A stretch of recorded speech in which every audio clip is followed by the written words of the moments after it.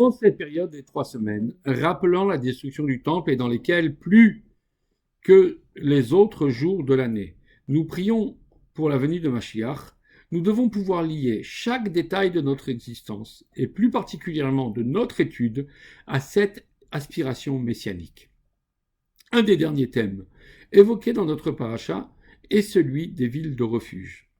Hachem indique à Moshe qu'il faudra prévoir des villes de refuge pour ceux qui auraient commis un homicide par inadvertance et qui risqueraient d'être poursuivis par un vengeur. Il fallait répartir ces villes de refuge sur le territoire.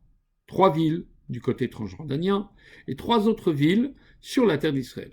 La Torah prévoit aussi que le jour où Hachem concédera au peuple juif un territoire plus grand, à l'époque messianique, on ajoutera 3 autres villes aux 6 existantes. Le Rambam prend pour preuve ce sujet sur la foi en la venue de Mashiach. Il affirme qu'il est fondamental de croire en la venue de Mashiach, tant ce thème fut répété et développé maintes fois dans la Torah par Moshe et les prophètes, ainsi que dans les prédictions du méchant Bilam. Puis, Maïmonide cite pour ultime preuve le sujet des villes de refuge.